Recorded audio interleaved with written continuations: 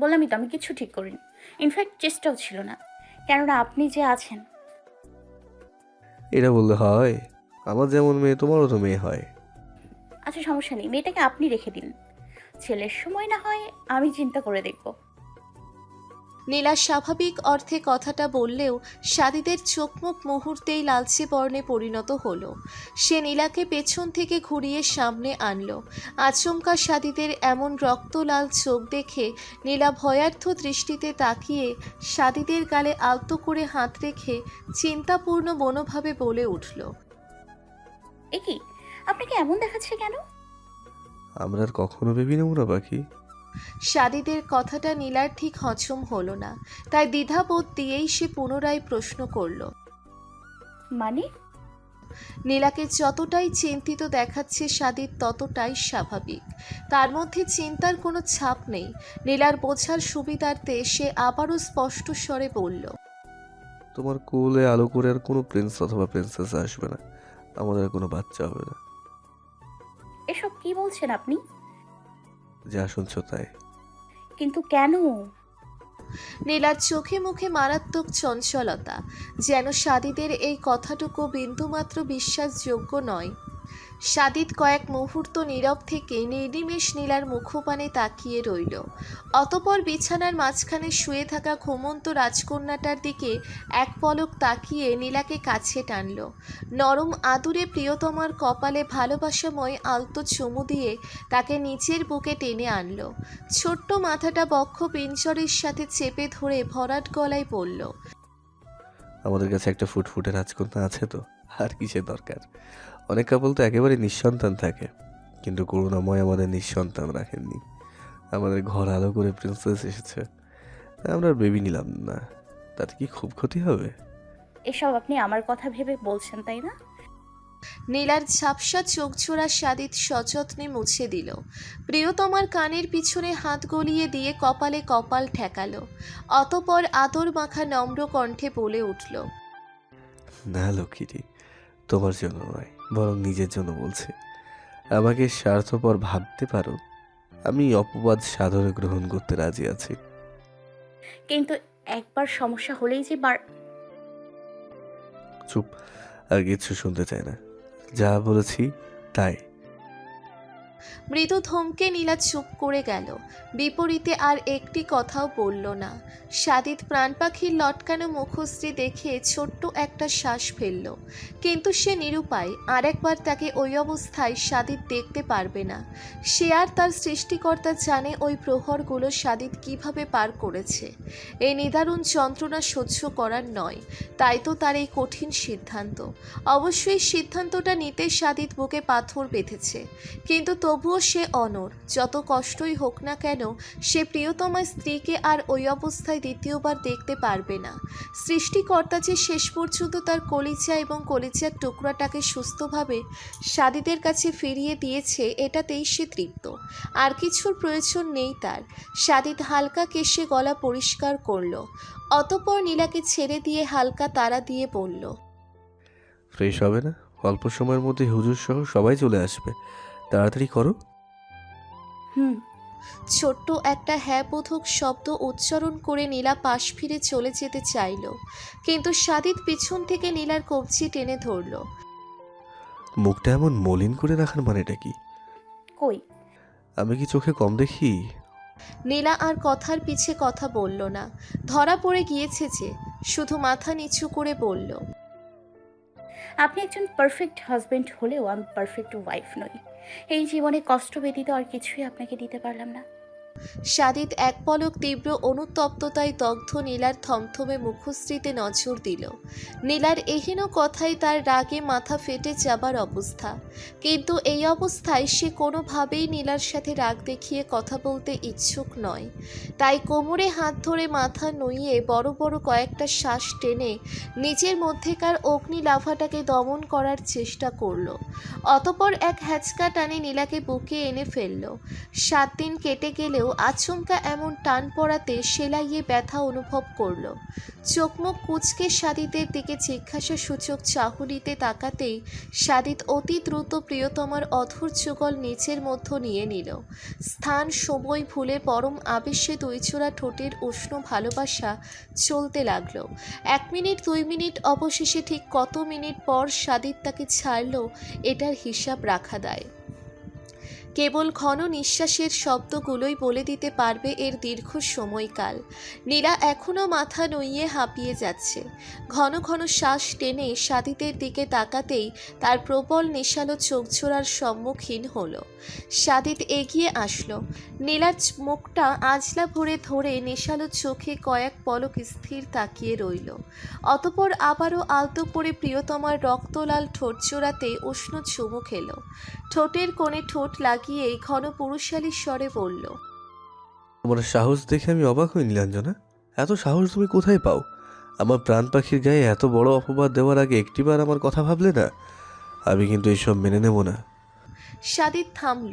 ঠোঁটে ঠোঁট রেখেই ডান হাতের তর্জনী আঙ্গুলটা নীলার বুকে বরাবর রেখে আবারও বলল, এই মেয়েটা আমার জীবনের তপ্ত বিকেলের এক মুঠো হিমেল পরশ, বৃষ্টি স্নাত রাতের অতি উষ্ণ আদরে ভালোবাসার পরশ। আমার কলিজার টুকরোটাকে এই পৃথিবীর আলো বাতাস দেখানোর অসামান্য রমণী সে পারফেক্ট নয় তো কে পারফেক্ট? আর তারপরও যদি তার মধ্যে কোনো ডিফেক্ট থাকে দেন আই ডোন্ট কেয়ার। সব কিছুর ঊর্ধ্বে গিয়ে আমি তাকে ভালোবাসি। নীলা স্তব্ধ, বাকরুদ্ধ। তার জানার থেকেও বহুদূর এগিয়ে সাদিত তাকে চায়, যেই চাওয়াতে নীলা ব্যতীত অন্য কারো নাম নিশানা নেই। আর কে বলেছে সে কিছু দিতে পারেনি? দার্জিলিং শ্রীমঙ্গলের আদরে ভালোবাসার তুলনা কি কোনো কিছুর সাথে হয়? এই এক টুকরো ভালোবাসার জন্য যে সারা জীবন পথ চেয়ে বসে থাকলেও বৃথা যাবার নয়। এতক্ষণ মুগ্ধ হলেও শেষোক্ত সাদিতের ঠাট্টা ভরা লাজুক পানে নীলার গালও লালচে বর্ণে ছেয়ে গেল। নীলা তাকে নিচের থেকে সরানোর চেষ্টা করে যাচ্ছে, আর অপর দিকে সাদিত ঠোঁট কামড়ে বাঁকা হাসছে। তাদের সম্পর্কটাই তো টকঝাল মিষ্টিতে পরিপূর্ণ। তাহলে কি শুধু আবেগ ভরা কথা দিয়েই চলবে? প্রিয়তমার লজ্জা রাঙা মুখটা আর একটা রাঙিয়ে তুলতেই সাদিত এবার তার কানের কাছে ঠোঁট ঠেকিয়ে ফিসফিসিয়ে বলল, তাই তো পথ চেয়ে বসে আছি। আবারও সেই উন্মাদনা, সে অক্লান্ত প্রেমময়ী উষ্ণতায় হারিয়ে যেতে চাই, দূর থেকে বহু দূর। সাদিত একটু থামল। প্রিয়তমার নরম কানের লতিটা আলতো করে কামড়ে দিয়ে ঘনস্বরে আবারও বলল, যেখানে কেবল তার এবং আমার বসবাস, এবং অবশ্যই আমাদের তপ্ত ভালোবাসাগুলো। ইস্কি ঠোঁটকাটা এই ছেলে। লজ্জায় নীলার দম বন্ধ হয়ে যাবার অবস্থা। সে মাথা না তুলেই সাদিতকে হালকা ধাক্কা দিয়ে সরালো এবং লজ্জাজনক পরিস্থিতি থেকে বাঁচতে কোনো মতে কাপড় দিয়ে ওয়াশরুমের দিকে ছুটল। কিন্তু যাওয়ার পূর্বে সাদিতের লোমকূপ খাড়া করা নির্লজ্জ বানের থেকে রক্ষা পাওয়া গেল না, কেননা ফাঁকা ঘরের মধ্যে তার পুরুষালী দুষ্টু স্বরটা এখনো ভেসে আসছে, আরে এখনই এত লজ্জা? আরও তো মাস 2 সময় আছে, তখন না হয় লজ্জা পেলে মানাবে। তাই এই টুকটুকে আবিরগুলো তখনকার জন্য রেখে দাও, নতুবা সেই উন্মাদনায় রক্তিম আবিরের তীব্র অভাব অনুভব করবে। সাদমান মুখটাকে বাংলার পাঁচ করে বসে আছে আর বারবার আর চোখে নিচের পাশে ছোট্ট প্রাণটার দিকে তাকাচ্ছে, আর একই সাথে তার মায়ের উপর ভীষণ রাগ হচ্ছে। কেন তার কোনো গোলাপি রঙের কাপড় নেই? তার ছোট্ট বউয়ের সাথে সে ম্যাচিং করতে পারছে না। এই আফসোস সে কোথায় রাখবে? তানবীর শুরু থেকেই ছোট নবাবের মায়ের সাথে মন কষাকষি দেখেছে, তাই তাকে মুখ ফুলিয়ে ছোট্ট মেয়েটার পাশে বসে থাকতে দেখে এগিয়ে আসলো। সাদমানের শরীর ঘেঁষে বসতেই সাদ তীক্ষ্ণ চোখে তার দিকে তাকালো। এমনিতেই তার মেজাজ বড্ড তিরিক্ষি হয়ে আছে। সে চাচ্ছে না তানবীরের মতো দুষ্টু চাচ্চুটার সাথে কথা বলে মুডের 13টা বাজাতে, কিন্তু তানবীর কি এত ভালো মানুষ? সাত পাত্তা না দিলেও সে একেবারে হুমড়ি খেয়ে পড়েছে। কিরে শালার ভাতিজা, মুখখানে আমার প্যাঁচার মতো জ্ঞান। তোর পেঁচে কি তোকে ছেঁকে দিছে নাকি? সি চাচ্ছু, তোর ভাষা জঘন্য। হাল্লার পুত, তুই আগে আমার ইতা কথা কইবার বেলা তোর উচ্চারণের সমস্যা কই যায়? এমনি তো আমার নামডার চাল ডাল সারাই খিচুড়ি বানাস। চাচ্ছু যাও এখান থেকে, তোমার বিশ্রী কথাবার্তা শুনতে আমার ইচ্ছা করছে না, এমনিতেই আমার মন খারাপ। কেন, প্রেমিকার লগে ম্যাচিং স্যাচিং করতে পারো না বলে? চাচ্ছু, ডোন্ট কল হার প্রেমিকা, শি ইজ মাই লক্ষ্মী বউ। তানবীর যেন একটা বিষম খেলো। এই ছোট্ট প্যাকেটের বিশাল বিশাল ধামাকাগুলো তার শরীর আর কুলিয়ে উঠছে না। স্বাদ রেগে চলে যাওয়া ধরতেই তানবীর তাকে টেনে কাছে আনলো। চাচ্ছু ছাড়ো। আরে ছোট্ট শরীরে এত রাগ কোথায় রাখোস? হ্যাঁ, শোন না, তোর একটা বুদ্ধি দিতে হয়েছিলাম। লাগবে না তোমার পচা বুদ্ধি, তোমার কাছে রেখে দাও। আরে বেটা শুন না তো, দেখ পরে চাচুর গলে ঝুলে নাচবি। স্বাদ বিরক্তি মাখা দৃষ্টিতে তানবীরের দিকে তাকালো, কিন্তু সে নিচের মতো ভাব নিয়ে বলতেই লাগলো। পিঙ্ক তো মায়াগো কালার, তাই তো তোর প্রেমিকা না মানে তোর বউ গোলাপি পড়ছে, কিন্তু তোর বউ তো মাশাল্লাহ শুভ্র পরি। কালার কি কাপড়ের সাথে ম্যাচিং করা লাগবো? তুই বরং তোর বউয়ের শরীরের সাথে ম্যাচিং করে কিছু পরে নে, নাকি তোর বিজনেসম্যান বাপ সাদাও কিছু কিনে নাই? স্বাদ পারে না সত্যিই তানবীরের গলায় ঝুলে পড়বে। খুশিতে আত্মহারা হয়ে সে তানবীরের কথার কোনো প্রতিউত্তর না জানিয়েই রুমের দিকে দৌড় লাগালো। আর এক মুহূর্ত সময় নষ্ট করা যাবে না, অতি দ্রুত বউয়ের সাথে ম্যাচিং করে শুভ্র বর্ণের কাপড় গায়ে দেওয়া আবশ্যক। ছোট্ট রাজকন্যাটার নামকরণ এবং আকিকার উপলক্ষে বাড়িতে বেশ কয়েকজন হুজুর এবং মিসকিন খাওয়ানোর ব্যবস্থা করা হয়েছে।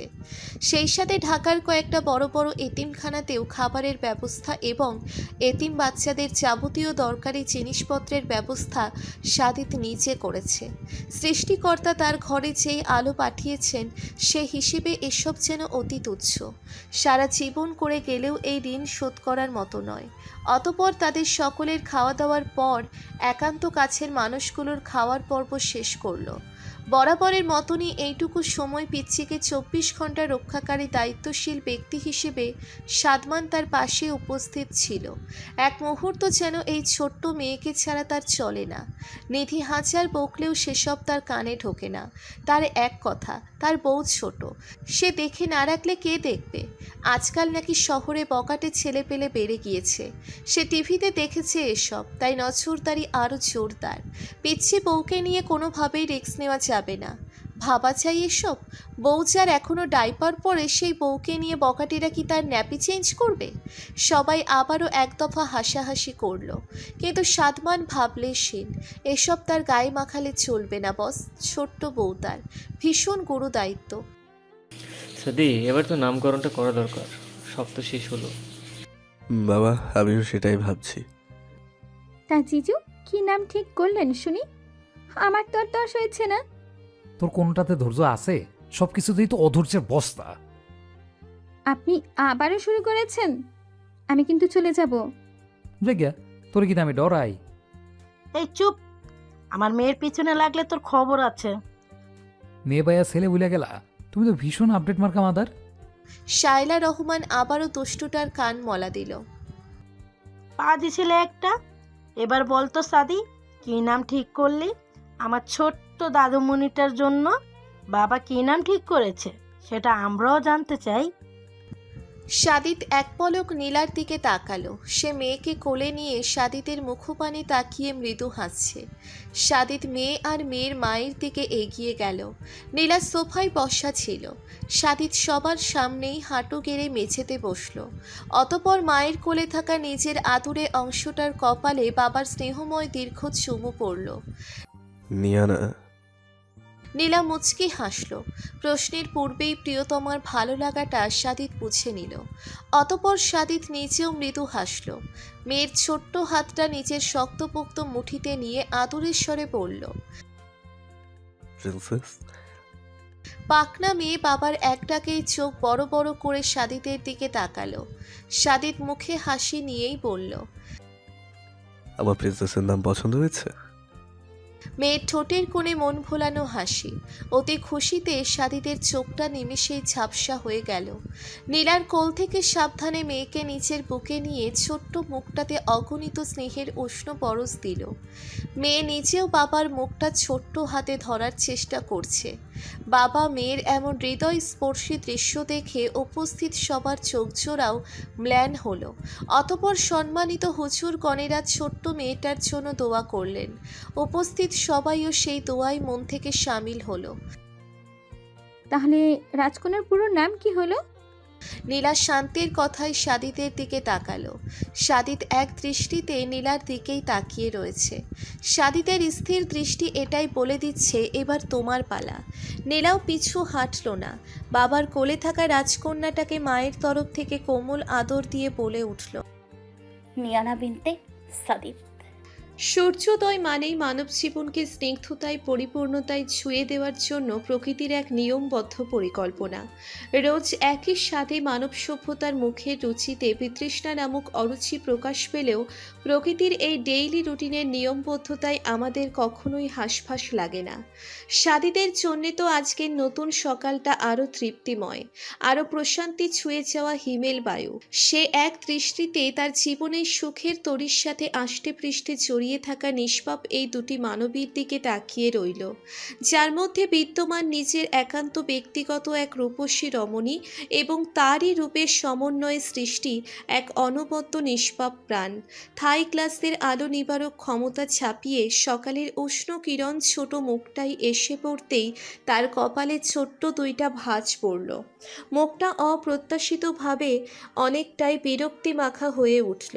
এ যেন সাদিদেরই প্রতিচ্ছবি। কপালে ভাঁজ, বিরক্তি মাখা চোখ মুখ। কলিজার টুকরোটা নিচের অজান্তেই সাদিদের ছোট্ট বেলাটাকে চোখের সামনে তুলে ধরাতে সে ঠোঁট কামড়ে হেসে ফেলল। মেয়েকে টেনে নিজের কাছে আনতে উদ্ধৃত হলেই অধৈর্য মেয়েটা নিজের মায়ের বুকে মুখ লুকিয়ে নিল। মায়ের শরীরের তীব্র ঘ্রাণ আর উষ্ণতায় নিমেষেই যেন ছোট্ট পেটের ইঁদুর দৌড়াদৌড়ি শুরু করলো। চোখ বন্ধ রেখেই ছোট্ট মুখটা আস্তে করে মায়ের বুকে ঘষতেই নীলার ঘুম হালকা হয়ে এলো। মেয়েকে আস্তে করে নিচের কাছে আরেকটু টেনে নিয়ে ছোট্ট প্রাণটার পেটের খিদে নিবারণে দায়িত্বশীল মায়ের কর্তব্য পালনে লেগে গেল। সময় মানুষকে কতটা পরিবর্তন করে দেয়, তাই না? একসময় ঘুমন্ত নীলাকে কোলে নিয়ে সাদিত পুরো বাড়ি একবার টহল দিয়ে ফেললেও তার খবর থাকতো না।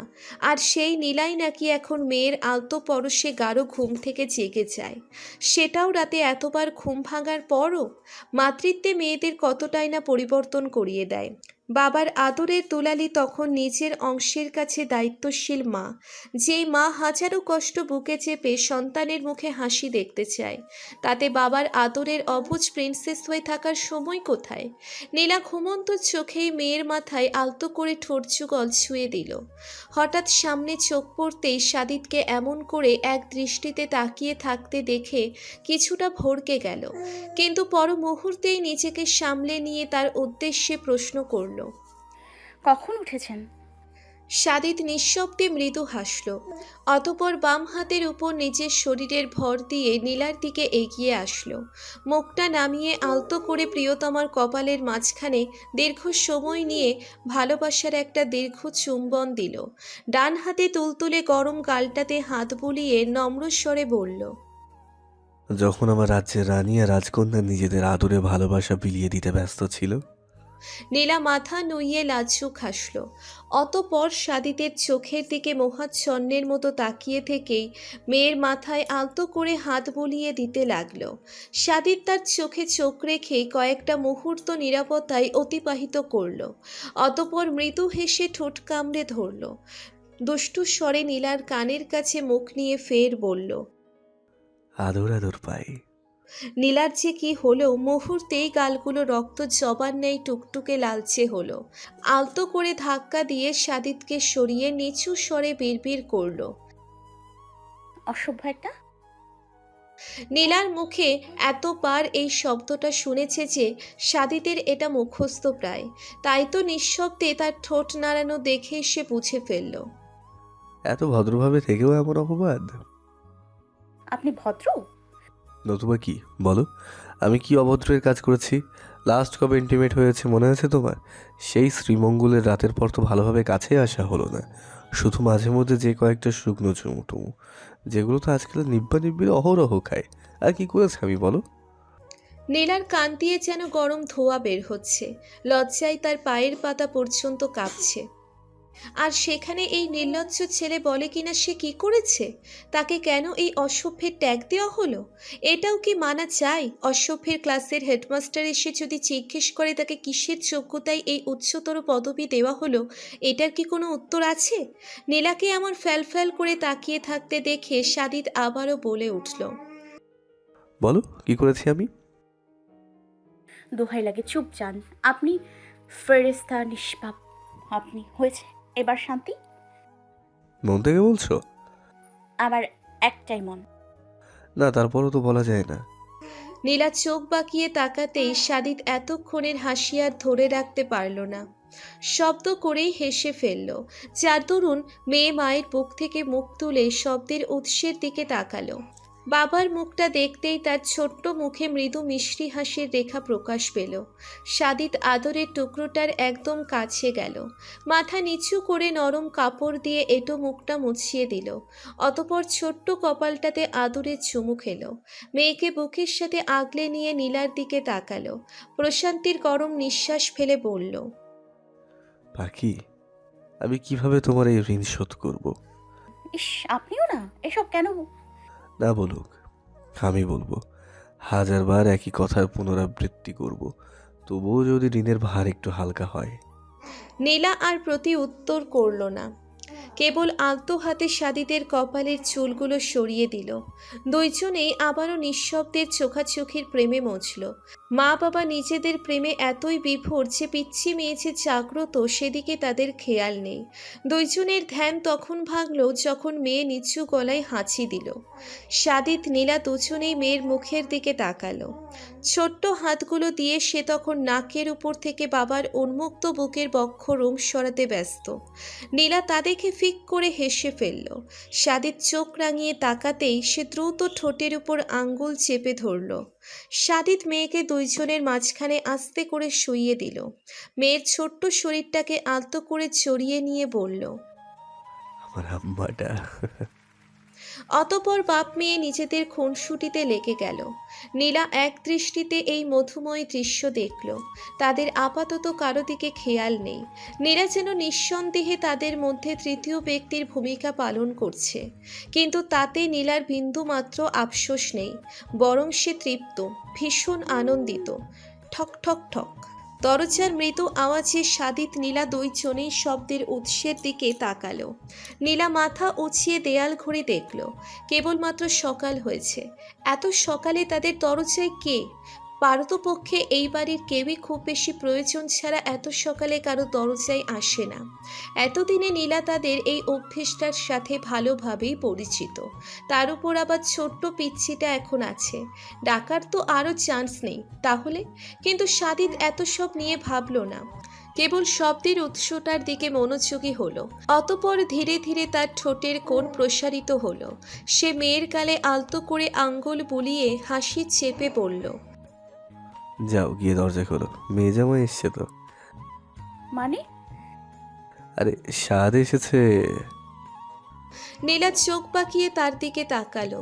মেয়ের জন্মের পর থেকে সাদিতকে এই বিষয় নিয়ে নীরব থাকতে দেখেছে। নীলা বরাবরই এটা নোটিস করেছে, কিন্তু কেন সেই কারণটা আজকেও জানা হলো না। কিন্তু সাদিতকে কোনো রকম আওয়াজ ছাড়াই দরজার পিছনের মানুষকে চিনে ফেলতে দেখে নিজের মধ্যেকার উৎকণ্ঠাটা চেপে রাখতে পারল না। খানিকটা বিস্ময় নিয়েই বলল, কিন্তু আপনি কিভাবে বুঝতে পারলেন? সাদিত মৃদু হাসল, অতপর রহস্য উদ্ঘাটনে লাগলো। ভালোভাবে খেয়াল করো, শব্দের আঘাতটা দরজার একেবারে নিচের দিকে হচ্ছে, আর এত নিচে সেই আঘাত করবে যার উচ্চতা কম। আর আমাদের বাড়িতে এমন উচ্চতার কে আছে? এবার নীলাও হেসে ফেলল। সত্যি আপনি পারেনও বটে। নীলা দরজা খুলতেই ঘুম ঘুম চোখে সাদের চাপা স্বরের অভিযোগ, খালামুনি এত লেট কেন? সেই কখন থেকে ডাকতেছি। সরি বাবা। নীলা ডান কানের লতি ধরল। সাদ আর একবার হাত দিয়ে চোখ কচলে নীলার দিকে তাকিয়ে মৃদু হাসল। অর্থাৎ তার মন গলে গিয়েছে বোধহয়, কিন্তু পর মুহূর্তেই আবারও চাপা স্বরে বলে উঠল, বউ উঠেছে? কে বউ? বলেই নীলার তৎক্ষণাৎ মনে পড়ল তার পিচ্ছি মেয়ে তো ইতিমধ্যেই কারো পাতানো বউ। নীলা মৃদু হাসল। উঠেছে। সাদমান যেন খুব খুশি হলো।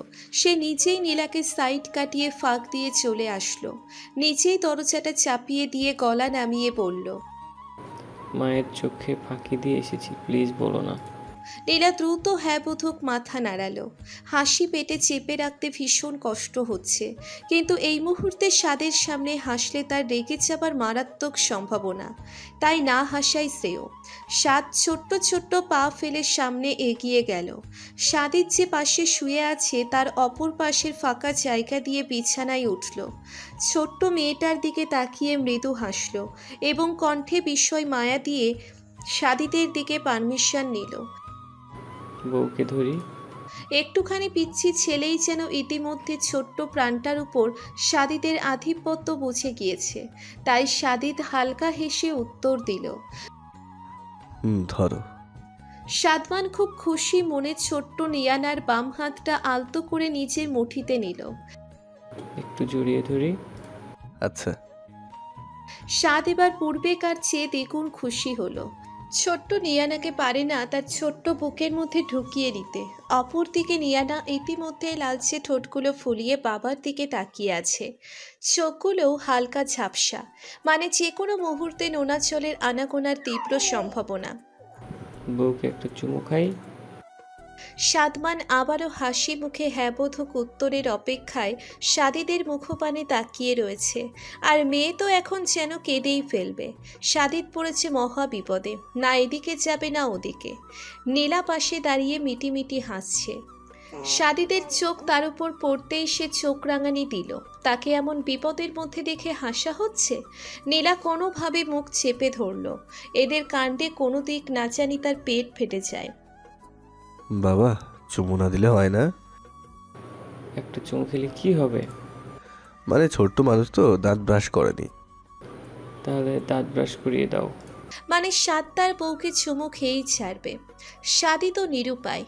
একদিকে মেয়ে, অপরদিকে ভাতিজা। মেয়ের কান্নার আগাম মুহূর্তের মুখের দিকে তাকিয়ে সাদিদ হঠাৎ একটা সিদ্ধান্ত নিয়ে ফেলল। এতে মেয়ের মনও রক্ষা পাবে আর ভাতিজাও তাকে ভুল বুঝবে না।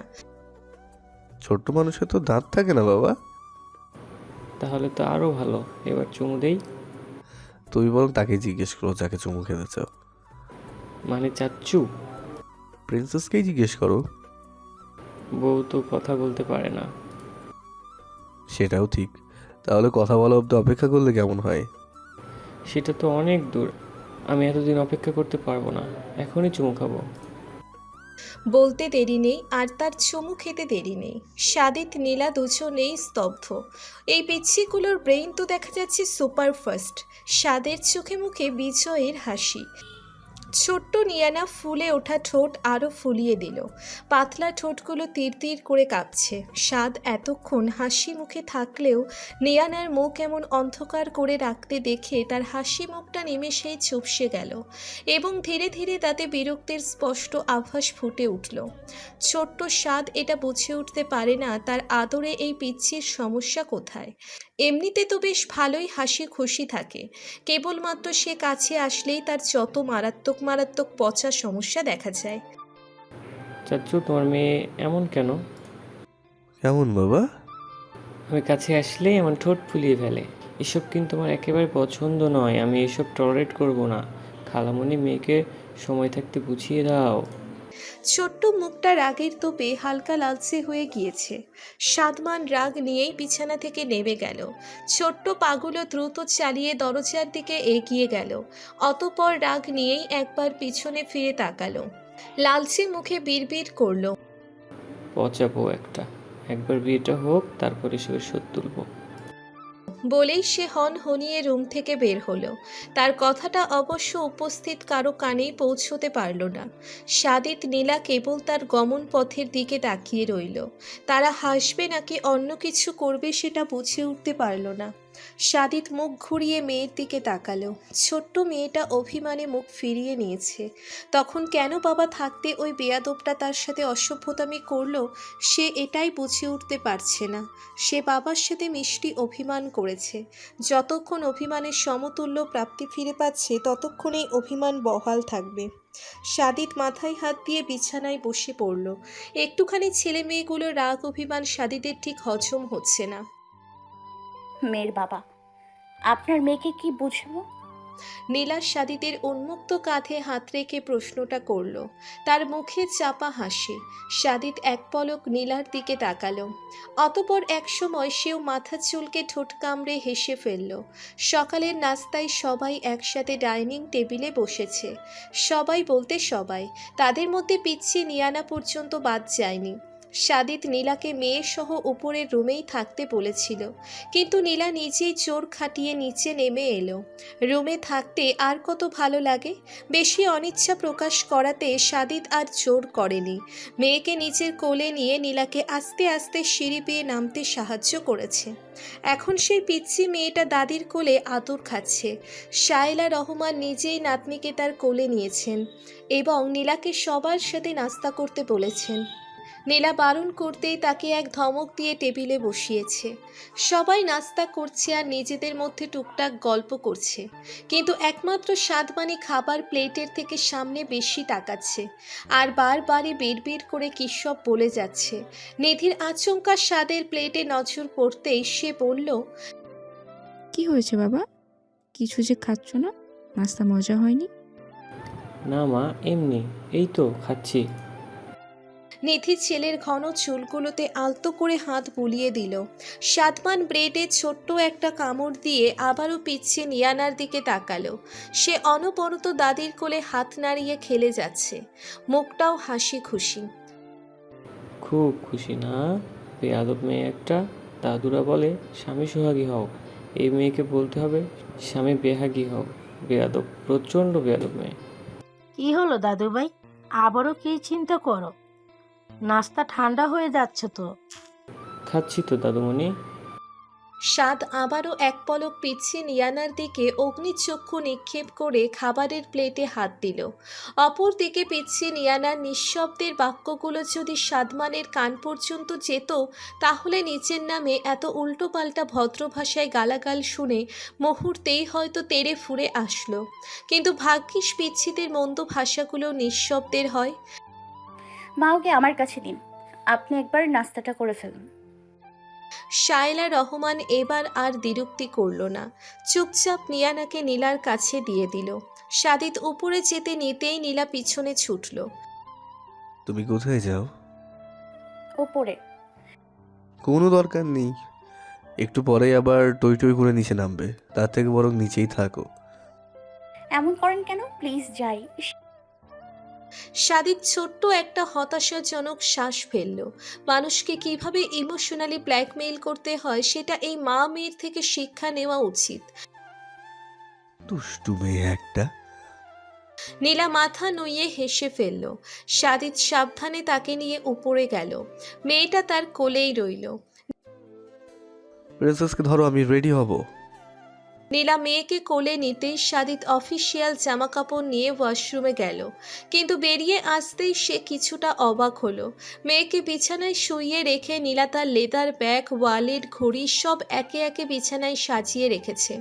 পিচ্ছি মেয়ে থাকাতে সাদিত এতটা আশা করেনি, কিন্তু নীলা তার ভাবনার ঊর্ধ্বে গিয়ে এই ছোট্ট কেয়ারটুকু করাতেই ভীষণ ভালো লাগলো। আসলে সবসময় বড় বড় জিনিস করে ভালোবাসা প্রকাশ করা লাগে না। ভালোবেসে ছোট্ট একটা কাজ করলেও সেটার মূল্য অনেক। সাদিত পুরোপুরি রেডি হয়ে ছোট্ট মেয়েটার দিকে এগিয়ে আসলো।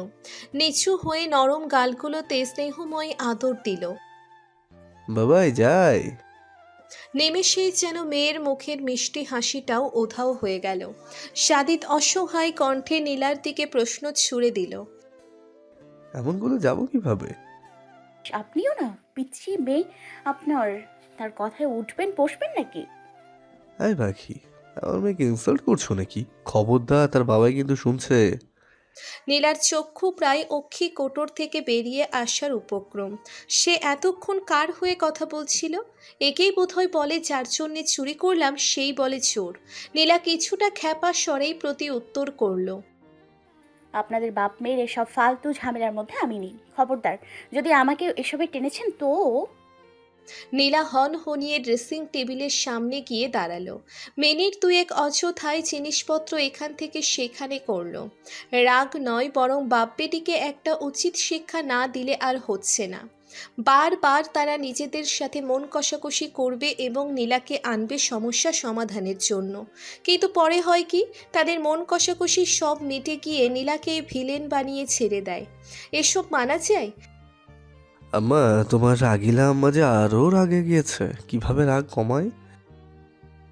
মেয়ে যেন বাবার প্রিয় শিষ্য, অভিমান ভুলে হালকা ঠোঁট বাঁকিয়ে হাসল। এই তো লক্ষ্মী আম্মা আমার, কি সুন্দর হেসেছে, আর মন খারাপ করে না। বাবা অফিস গিয়ে সময় পেলেই কল করব, ঠিক আছে প্রিন্সেস? এবার মেয়ে আর রেগে থাকলো না, পূর্বেকার মতোই তার ঠোঁটে হাসি লেগে রয়েছে। সাদিত আবারও মেয়ের কপালে আদর দিয়ে উঠে দাঁড়ালো। মেয়ে খুশি, এবার মেয়ের মাকে খুশি করার সময়। ভাগ্যিস অফিসটা নিজেদের, নতুবা মা মেয়ের পিছনে এমন করে পড়ে থাকার ফলস্বরূপ চাকরিটা অনায়াসেই সাদিতকে গুড বাই বলে দিত। সাদিত আস্তে করে গিয়ে নীলার পিছনে দাঁড়ালো। নীলা টের পেলেও কোনো রকম পাত্তা দিল না।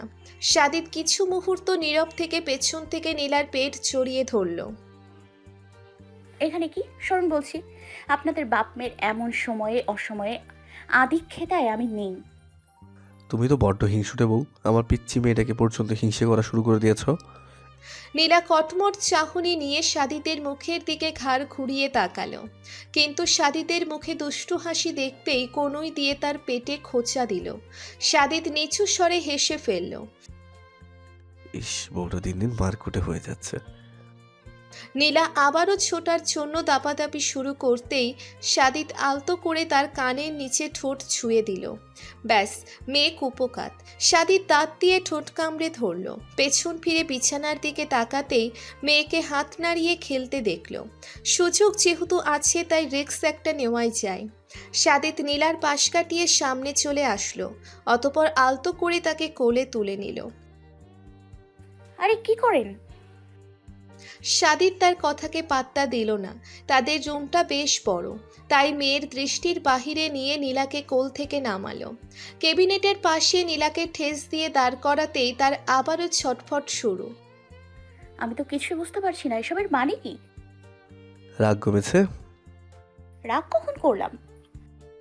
তার মানে বলছো রাগ নেই? থাকলেও বা কি? অনেক কিছু। শুনি, কেমন কিছু? এটা তো শোনানো যায় না, শুধু ফিল করা যায়। মানে? মানে হচ্ছে, সাদিত বাক্যটা সমাপ্ত করল না। ছোট্ট করে নীলার ডান গালে চুমু খেলো, অতপর অপর গালেও। নীলা ততক্ষণে তার কাজের ধরনে কথার সারমর্ম বুঝে নিয়েছে, তাই নরম স্বরে বলল, মেয়ে আছে। তাই তো এখানে নিয়ে এলাম। এখন বলো না, এখানেও মেয়ে দেখতে পাবে, যেটা অসম্ভব।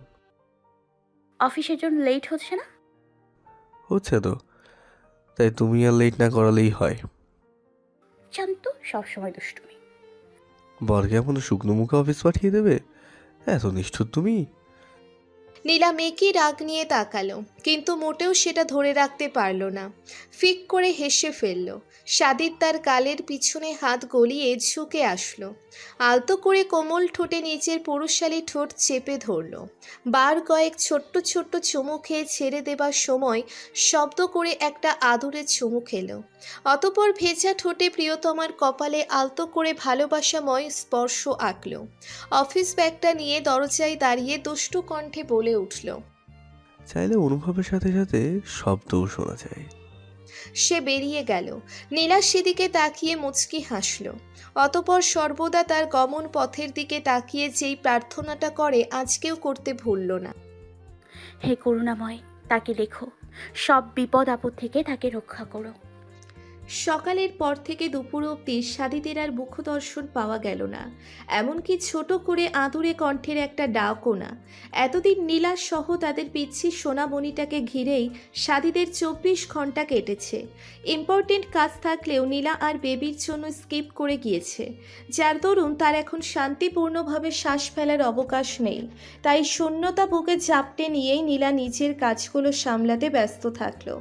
অবশ্য কাজ বললে ভুল হবে, শুধু হাতগুলো আর পাগুলো একটু আধটু নাড়ানো, নতুবা বেশি নাড়াতে গেলে সাদিত তার পাগুলোই কেটে রেখে দিবে।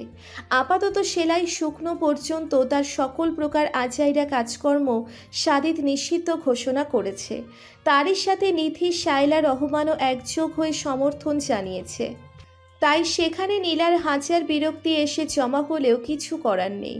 নীলা মেয়ের ছোট্ট ছোট্ট কাপড়গুলো গুছিয়ে তার জন্য কেনা ছোট বেবি ওয়ার্ড্রবে রাখলো। দায়িত্বশীল বাবা ইতিমধ্যেই নিজের আদরের টুকরোর জন্য সর্বরকম সুবিধার বন্দোবস্ত করে নিয়েছে। নীলা মৃদু হেসে মেয়ের কাছে এগিয়ে গেল। ছোট্ট হাতগুলো নাড়িয়ে সে তখন এদিক ওদিক তাকাচ্ছে। নীলা হয়তো মেয়ের মনের ভাবখানা মুহূর্তেই ধরে ফেলতে পারল, তাই ঘাড় উঁচিয়ে দেয়াল ঘড়িটাতে নজর দিল।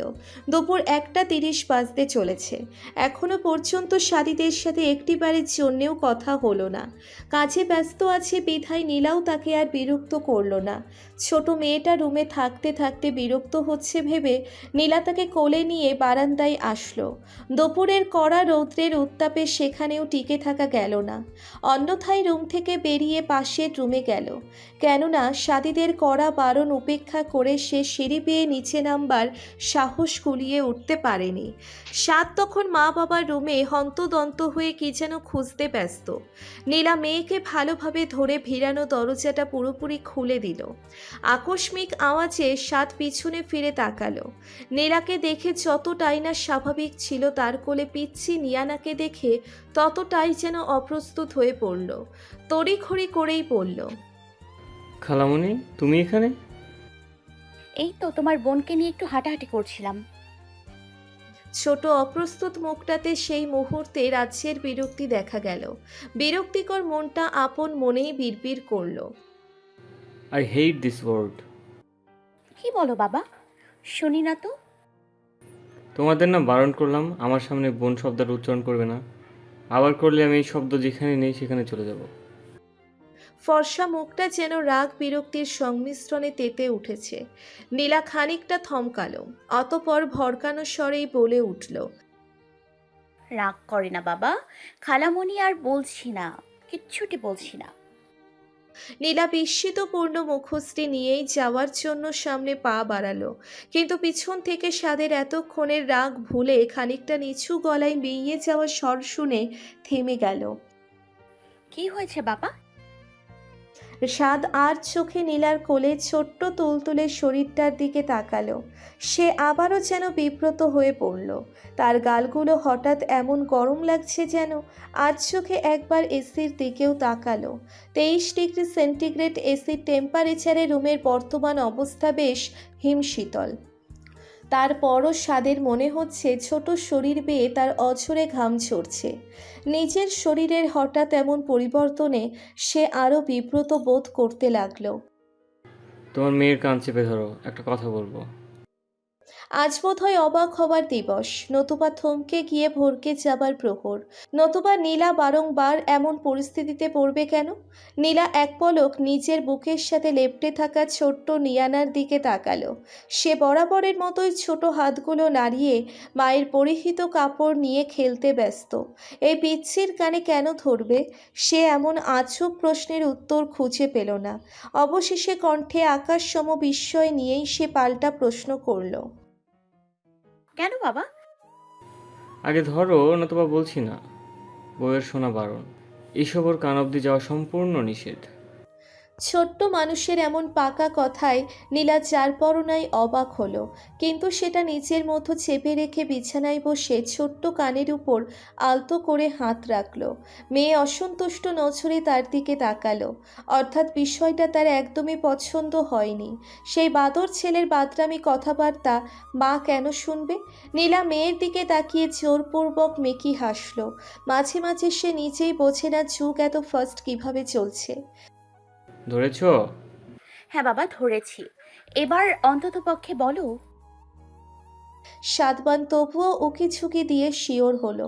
পিচ্ছির কানে নীলার হাত দেখে যেন হাঁপ ছেড়ে বাঁচল। অতপর ধীরে স্বরে বলল, মাকে একটু ডেকে নিয়ে আসো, খবরদার সবার সামনে বলবে না। মা কারণ জানতে চাইলে বলবে একটু প্রাইভেট। সাদমানের মুখ থেকে যেই শব্দ বের হবে না।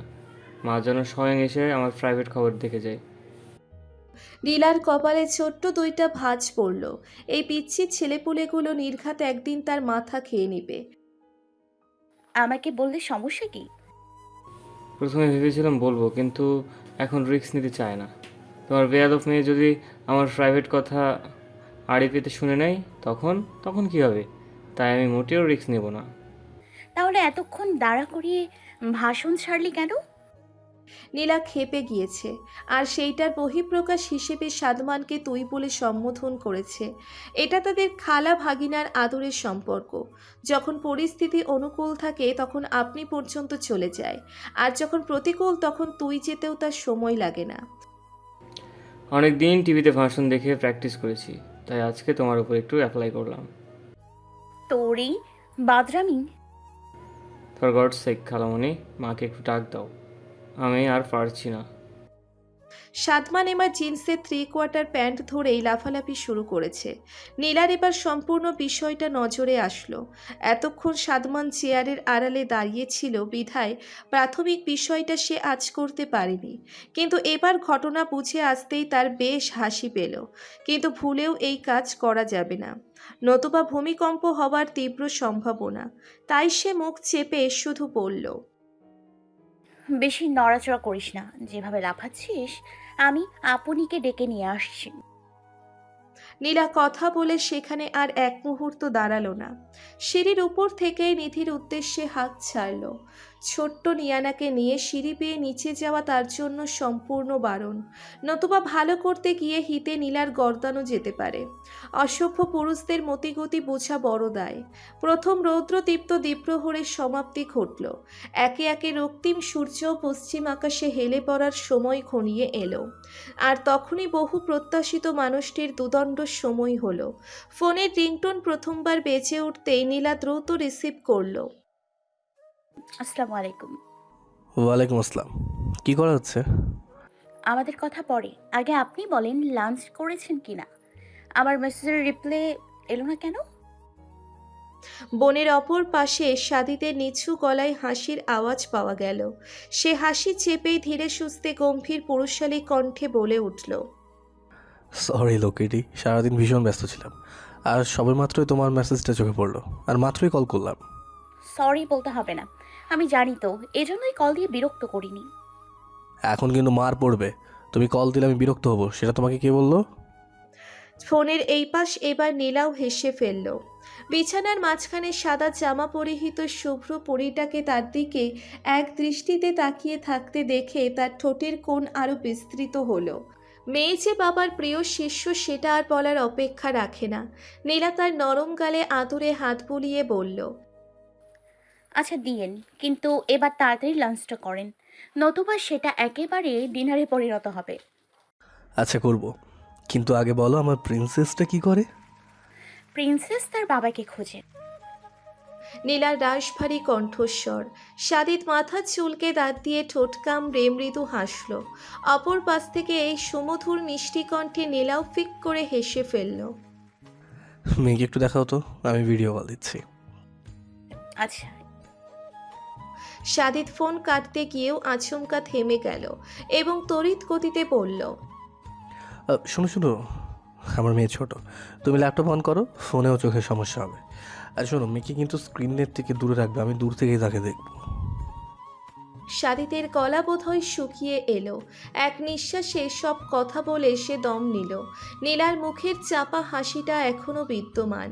মানুষটা এত ভালো কেন? তাদেরকে এত বেশি ভালোবাসে কেন? নীলার তো নিজের ভাগ্যকেই বিশ্বাস হয় না। এতটা রাজকপাল নিয়ে কে জন্মায়? ল্যাপটপের স্ক্রিনে মেয়ের আদুরে মুখটা দৃশ্যমান হতেই সাদিতের চোখ জোড়া ম্লান হলো। মেয়েটাও এক দৃষ্টিতে তার দিকেই তাকিয়ে রয়েছে। চোখের দৃষ্টিতে বাবার অনুপস্থিতির কারণে অভিমান অভিযোগের বিশাল সম্মেলন। সাদিত নিষ্পলক চোখে মেয়ের কোমল মুখশ্রীতে তাকিয়ে রইল বহুক্ষণ। অতপর ভীষণ আদরের স্বরে ডাকল, প্রিন্সেস। ছোট্ট মেয়েটা কি বুঝল সে নিজেই জানে, কিন্তু তার পিচ্ছি মনের বিশাল অভিমানের পাহাড়টা ধীরে ধীরে ভঙ্গুরের পথে এগিয়ে গেল। পাতলা ঠোঁটের কোণে ঈষৎ মিষ্টি রাঙা ঢেউ খেলে উঠল। পাশ থেকে এমন দৃশ্যে নীলাও মনে মনে বেশ প্রশান্তি অনুভব করলো, কিন্তু মুখে বলল, ইস, বাবা মেয়ের কত আহ্লাদ। এই বাকি দিন দিন তুমি কিন্তু বড্ড হিংসুটে হচ্ছ। ছাই হচ্ছি। মুখে মুখে তর্ক করা তর্ক করার জন্যই মুখ দেয়া হয়েছে। আমার ক্ষেত্রে কিন্তু ভিন্ন ভিন্ন। শুধু তর্কই নয়, বরং অনেক কিছুই করা যায়। এক্সাম্পল চাও নাকি? সাদিদের ঠোঁটের কোণে দুষ্টু হাসিটা দেখে নীলা এবার নিভে গেল। তৎক্ষণাৎ লজ্জায় মাথা নুইয়ে ফেলল। পিচ্ছিটা তখনও এক ধ্যানে বাবা মায়ের খুনসুটি দেখতে ব্যস্ত। সাদিদ লজ্জাবতীকে আর লজ্জায় না ফেলে মেয়ের দিকে তাকিয়ে বলল। বাবাই, রাখি এখন। মেয়ে স্ক্রিনের দিকে হাত বাড়াতে চাইল, যেন বাবার মুখটা আলতো হাতে ছুঁয়ে দিতে চায়। সাদিত এক প্রকার দম বন্ধ করেই কল কাটল, আর আবারও বিরামহীনভাবে কাজে লাগলো। এখন সে আরও দ্রুত সব কাজ শেষ করতে হবে, আদুরে প্রাণগুলোর কাছে ফিরতে হবে যে। নিস্তব্ধ রাত্রির সবাই যখন ঘুমে বিভোর, সাদিত তখন পদ্মালয়ায় পা রাখল। অতি দ্রুত সব কিছু শেষ করতে যেও শেষ করতে পারল না। ডুপ্লিকেট চাবি দিয়ে সে নিজেই দরজাটা খুলে ভেতরে গেল। সিঁড়ি বেয়ে দক্ষিণ পাশের রুমটার সামনে আসতেই তার বুক ছিঁড়ে একটা দীর্ঘশ্বাস বেরিয়ে আসলো। দরজাটা সে আসবে বিধায় চাপা দেওয়া ছিল।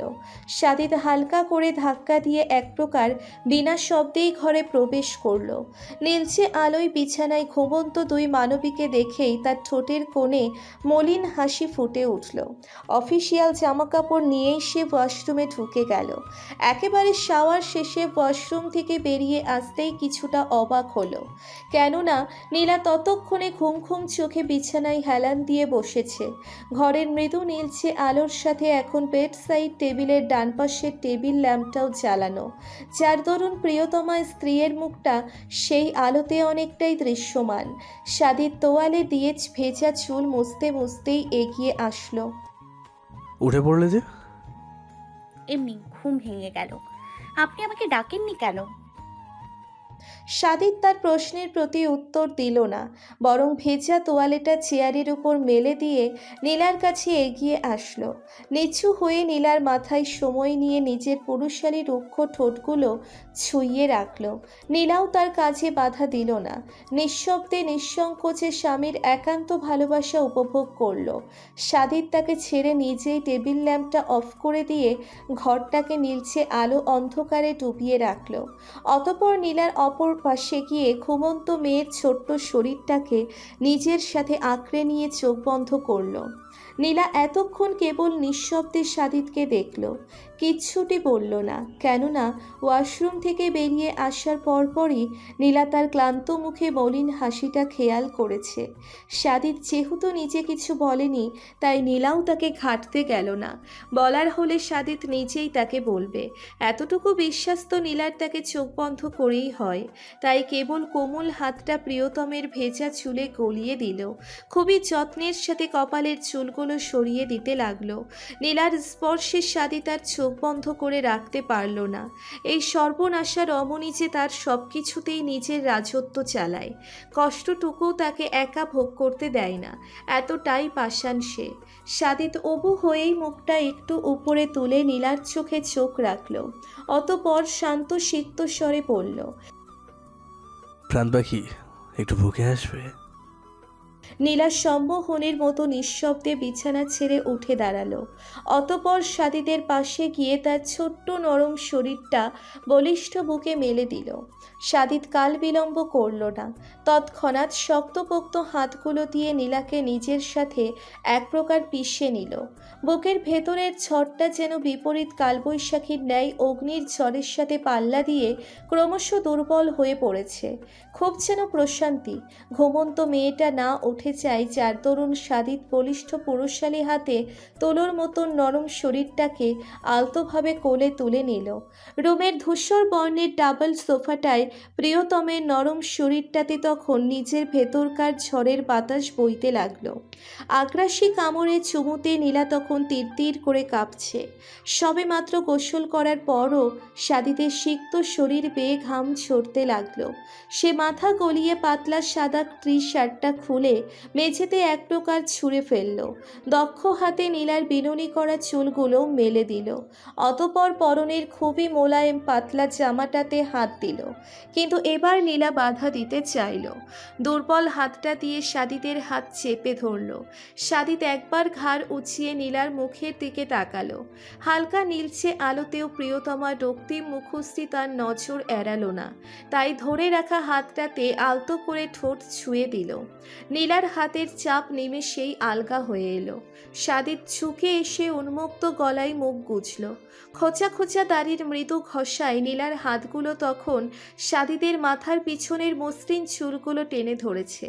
সাদিত আরও নিচে নেমে এলো এবং একান্ত ব্যক্তিগত জায়গায় শহরে ঝড় তোলা উষ্ণ স্পর্শ দিল। নীলচে আলোয় বদ্ধ রুমে কতক্ষণ এই প্রেমের মাতলামি চলল সেটা ঘড়ির কাঁটাতে সময় নির্ধারণ করা কষ্টকর। কি হয়েছে বলুন আমাকে। আপনি এত অস্থির কেন? আসার পর থেকেই দেখছি। সাদিত উত্তর দিল না, কেবল নীলার বুকে আরো মুখটা গুজে নীলার ডান হাতটা তার মাথায় রাখল। চুলগুলো টেনে দাও তো। নীলা আর পূর্ববর্তী প্রশ্নের টান এনে সাদিতকে বিরক্ত করল না। খুবই যত্ন নিয়ে কোমল হাতগুলো চুলের ভাঁজে চালাতে লাগলো। তানহা আজকে সুইসাইড অ্যাটেম্প্ট করার চেষ্টা করেছিল। দীর্ঘ সময়ের নীরবতার রেশ টেনে সাদিতের আচমকা এমন একটি কথাতে নীলার চক্ষু যুগল আপনা আপনি গোল গোল হয়ে এলো। কি? তোমার খারাপ লাগবে চিন্তা করে এতদিন তোমাকে জানাইনি, কিন্তু আজকে যেন সব কিছুর ঊর্ধ্বে চলে গিয়েছে। তানহার মেন্টাল কন্ডিশন অনেকদিন আগেই থেকেই খারাপের দিকে অগ্রসর হচ্ছিল। কারাগারের প্রথম কিছুদিন পাগলামো করতো। কর্তৃপক্ষ তার পরিবারের লোকেদের ইনফর্ম করে। সেই সুবাদে আমি, ভাইয়া এবং মা বাবাও জানতে পারি, কিন্তু তোমাদের ইচ্ছে করেই বলা হয়নি। শুধু এতটুকুতেই শেষ হলে পারত, কিন্তু কালক্রমে সেটা আত্মহত্যা পর্যন্ত গিয়ে ঠেকেছে। আজকে অফিসে বুবু এসেছিল। এর আগের মাথায় অনেক কিছু বলে গিয়েছে, তাই তো বাসায় আস্তে আস্তে এতটা লেট হলো। কেননা অফিস থেকে সোজা হসপিটালে গিয়েছিলাম। ভাগ্য ভালো ছিল বিধায় হয়তো লাস্ট পর্যায়ে এসে বেঁচেছে, নতুবা। সাদিত বাক্যটুকু সমাপ্ত করতে পারল না। ভেতর থেকে একটা দীর্ঘশ্বাস বেরিয়ে আসলো। মাথা তুলে নীলার দিকে তাকাতেই অন্ধকারে জলে টলমল করা প্রিয়তমার চোখগুলো সাদিতের নজর এড়ালো না। সাদিত নিমেষেই তাকে নিয়ে পাল্টি খেয়ে নীলাকে নিচের বুকে টেনে নিল। দুই হাতে চোখের জল মুছে দিয়ে মুখটা আজলা ভরে ধরল। শেষের কথাটুকুতে হালকা ধমকের রেশ ছিল, যার তরুণ নীলা মুহূর্তেই চোখ মুখ মুছে ভদ্র বালিকা। তোমাকে আজকেও বলতাম না, কেবল তানহার জন্যই বলতে হলো। ওর মানসিক কন্ডিশন ভালো না। হসপিটালে বেডে শুয়েই আমার কাছে বায়না ধরেছে তোমার সাথে দেখা করিয়ে দিতে। তুমি যেন একবার হলেও যাও, তাই অনিচ্ছা সত্ত্বেও তোমাকে এসব জানালাম। কেন যেন মেয়েটার অবস্থা দেখে মুখের ওপরে না করতে পারিনি। ছেলেবেলার খেলার সাথী তো, তার উপর বোন, তাই হাজারো খারাপ মুহূর্ত মনে থাকলেও তার মধ্যে কিছু ভালো সময় অজান্তেই স্মৃতিপটে চলে আসে। আমি আপুকে দেখতে যাব। কবে নিয়ে যাবেন? সাদিত নিঃশব্দে মলিন হাসল। সে তো এটা আগে থেকেই জানে। তার পাখিটা যে বড্ড নরম, শরীরটার থেকে মনটাও যেন আরও কয়েক গুণ বেশি কোমল। শত্রুপক্ষের থেকে হাজারো আঘাত পাবার পরেও তাদের ব্যথায় তার চক্ষু ম্লান হয়, তাদের আঘাতে মন কাঁদে। সাদিত হালকা ঝুঁকে এসে নীলার নরম কোমল গালগুলোতে ছোট্ট করে চুমু দিল। অতপর কপালে কপাল ঠেকিয়ে পুরুষালী ঘনস্বরে ভীষণ আদরের ছোঁয়া মিশিয়ে বলে উঠল, তোমাকে ভালোবেসে আমি ভুল করিনি নীলাঞ্জনা, একদমই করিনি। প্রেম এক ভয়ঙ্কর সর্বনাশা নেশা, যা হতে না কখনো পুরোপুরি নিস্তার পাওয়া যায়, না আপন মনের স্বাধীনতায় নিজস্ব সত্তায় মিশিয়ে নেওয়া যায়।